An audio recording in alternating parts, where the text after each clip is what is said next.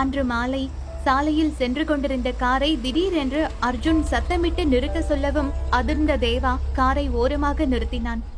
என்னாச்சு மச்சான், ஏன் காரை நிறுத்த சொன்ன என்ற கேள்விகளுக்கு பதிலளிக்காமல் ஜன்னல் வழியே அந்த சாலையின் ஓரத்தில் இருக்கும் ஒரு பிள்ளையார் கோவிலை பார்த்து கொண்டிருந்தான் அர்ஜுன்.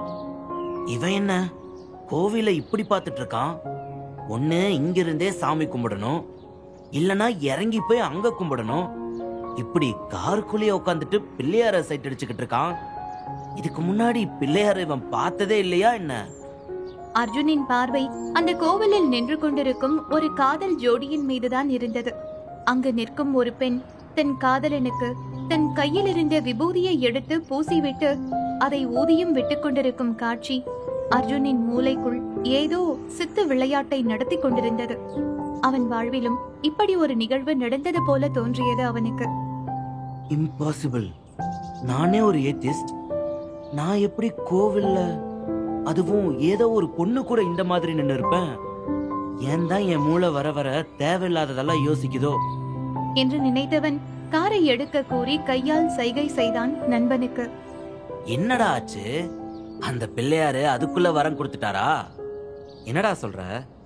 இல்ல மச்சான், அந்த பிள்ளையாரையே வெறிக்க பாத்தியே, அதான் அவர் ஏதாச்சும் வரம் கொடுத்தாரான்னு கேக்குறேன். இல்ல ஏதாவது தீவிரமான வேண்டுதலா? நான் அந்த பிள்ளையார பாக்கல, அங்க நின்ன லவ்வர்ஸ தான் பார்த்தேன். இல்ல எனக்கு புரியல, என்ன சுத்தி நடக்கிறது, எனக்குள்ள நடக்கிறது எதுவுமே எனக்கு புரியல மச்சான் என்றவன் ஜன்னல் வழியே தெரியும் சாலையை வெறித்து பார்த்து கொண்டிருந்தான். ஒன்றும் புரியாத தேவாவோ கார் ஓட்டுவதில் கவனத்தை வைத்தான். அன்றிரவு உறக்கத்தில் அர்ஜுனின் கனவில் எப்போதும் தெளிவில்லாமல் வரும் அந்த பெண் வரவில்லை. மாறாக ஆதித்யா மட்டும்தான் வந்தான். அவனது முகம், ஸ்பரிசம், சிரிப்பு என்று மாறி மாறி வந்து அர்ஜுனை உறங்க விடாமல் இம்சை செய்தது. மறுநாள் காலை தேவா எழும்போது அர்ஜுன் மற்றும் அவன் கார் இரண்டுமே அந்த வீட்டில் இல்லை. எங்க போனா இவன் காலங்காத்தால? ஐயோ, அவ அப்பா இப்போ என்கிட்ட கேள்வி கேட்பாரு. என்ன சொல்றது அவருக்கு? அர்ஜுன தனியாவே விடக்கூடாதுன்னு சொன்னாரே அந்த மனுஷன் என்று தனக்கு தானே புலம்பியவன் போனை எடுத்து அர்ஜுனுக்கு அழைக்க அவனோ அதை ஏற்கவில்லை. ஆதித்யா பையிலும் அந்த பள்ளியின் முன் நின்று கொண்டிருந்தான் அர்ஜுன். உறக்கம் கலைந்ததும் குளித்து கிளம்பி அந்த பள்ளிக்கு வந்துவிட்டான் அவன். பஸ்ஸில் இருந்து இறங்கிய வேகத்துக்கு அவன் நிற்பதை பார்த்துவிட்டு ஓடி வந்தான் ஆதித்யா ஆர்வமாக. அர்ஜு என்று ஓடி வந்தவனை தன் தலைக்கு மேல் தூக்கி சுற்றியவன் அவன் முகம் முழுவதும் முத்தமிட்டான். அர்ஜுனுக்கு என்னவோ இந்த உலகமே காலடியில் கிடப்பது போல தோன்றியது. ஆதி தன் கையில் இருக்கும் அந்த நிமிடம். என்ன பார்க்கதான் வந்தீங்களா அர்ஜு? ஆமா சாம், உன்னை ரொம்ப பிடிச்சு போயிடுச்சுடா எனக்கு. உன்னை அடிக்கடி பார்க்கணும்னு தோணுது எனக்கும் அர்ஜு. ஆனா எப்படி நம்ம 2 டேஸ்லயே இப்படி க்ளோஸ் ஃப்ரெண்ட்ஸ் ஆனோம் தெரியலையே என்று கூறியவன் எப்போதும் போல ஆதியை தன் காரின் மீது அமர வைத்துக் கொண்டு அவனுக்கு தான் வாங்கி வந்த விளையாட்டு பொருட்களை எல்லாம் கொடுத்தான். அதை பார்த்த சிறுவனின் கண்கள் மின்னியது. எல்லாம் எனக்கா அர்ஜு? ஆமா, உனக்கு பிடிச்சிருக்கு தானே? எல்லாம் பிடிச்சிருக்கு அர்ஜு. ஆனா என்று இழுத்தவன் முகத்தை உம்மென்று வைத்துக் கொண்டான். என்னடா ஆச்சு? எதுவா இருந்தாலும் சொல்லு. அம்மா திட்டுவாங்க அர்ஜு, யார்கிட்டயுமே எதுவும் வாங்க கூடாதுன்னு சொல்லிருக்காங்க. நான் இதெல்லாம் வீட்டுக்கு எடுத்துட்டு போனா அவ்வளவுதான் என்றான் பாவமாக. அர்ஜுனுக்கு ஏனோ காரணமில்லாமல் அவன் முன்பின் பார்த்திராத ஆதியின் தாய் மீது கோபம் வந்தது. சரி சாம், நான் நாளைக்கு மார்னிங்கும் இங்க வரேன்.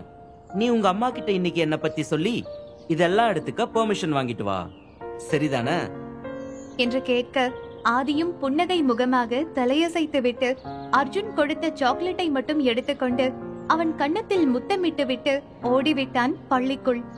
அவனையே பார்த்து கொண்டு நின்றான் அர்ஜுன். இங்கே மித்ரா தனக்கு கீழ் பணிபுரிபவர்களை வேலை வாங்கிக் கொண்டிருப்பதையே பார்த்து கொண்டிருந்தார் அந்த ஹோட்டலின் முதலாளி கதிரேசன். இன்னைக்கு டைமண்ட் ஹால்ல ஒரு ரிசப்ஷன் இருக்கு. அதுக்கு எல்லா டெக்கரேஷன்ஸ் அண்ட் அரேஞ்ச்மெண்ட்ஸ் எல்லாம் ஈவினிங்குள்ள முடிக்கணும். சீக்கிரம் போய் அந்த வேலையை பாருங்க என்று நால்வருக்கு கட்டளையிட்டு கொண்டிருந்தவளின் கண்களை பின்னிருந்து மூடியது இரு கரங்கள். மஞ்சு, உன் விளையாட்டு அப்புறம் வச்சுக்கோ, நான் இப்ப ரொம்ப பிஸியா இருக்கேன் என்று அலட்டிக் கொள்ளாமல் கூறிய தோழியின் முன் வந்து நின்றாள் மஞ்சுளா. மித்ராவின் ஒரே தோழி அவள் மட்டுமே. எப்படி தாண்டி கண்டுபிடிக்கிற? ஒவ்வொரு டைமும் நான் எவ்வளவு சைலண்டா உன் பின்னாடியே வந்தாலும் நான் தானே நீ கரெக்டா கண்டுபிடிச்சிடுற. அது எப்படின்னு எனக்கு தெரியுமா என்றபடியே அங்கு வந்தவரை டாடி என்று கூறியவாறே அணைத்துக் கொண்டாள். அவரின் கண்களோ மித்ராவின் மீதுதான் மேய்ந்து கொண்டிருந்தது. எப்படிப்பா, நீங்க தான் இவளுக்கு இங்க இருந்து சிக்னல் கொடுக்கறீங்களா? நான் எவ்வளோ சிக்னல் கொடுத்தாலும் உன் ஃப்ரெண்டு என்ன திரும்பி கூட பார்க்க மாட்டாடா தங்கம் என்றவரை தன் தோழி அறியாமல் நெருப்பு பார்வை பார்த்தாள் மித்ரா. அதில் பயந்துதான் போனார் கதிரேசன். அப்புறம் எப்படி கண்டுபிடிக்கிறா டாடி?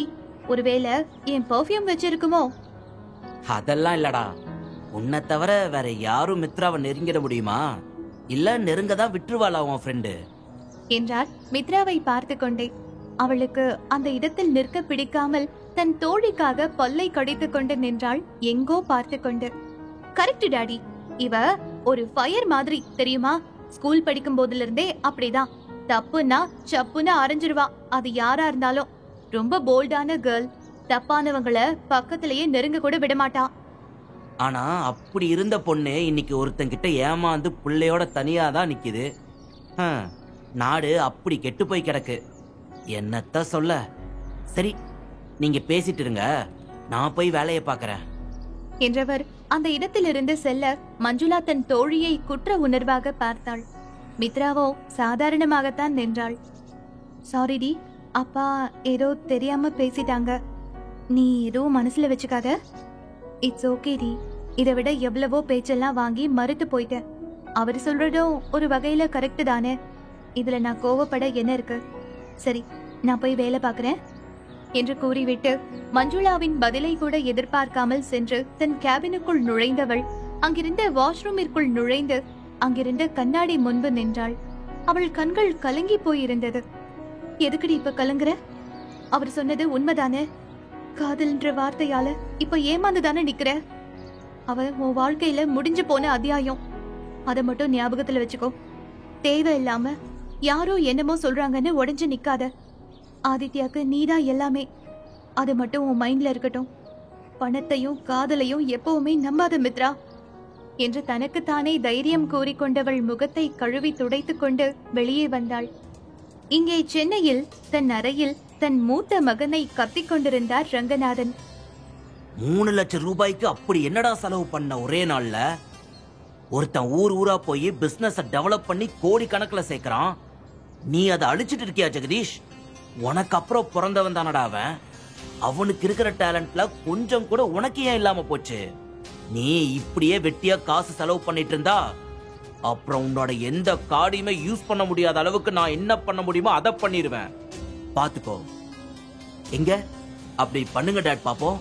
நீங்க அப்படியெல்லாம் பண்ணீங்கன்னா அடுத்து நான் என்ன செய்வேன்னு உங்களுக்கு நல்லாவே தெரியும்.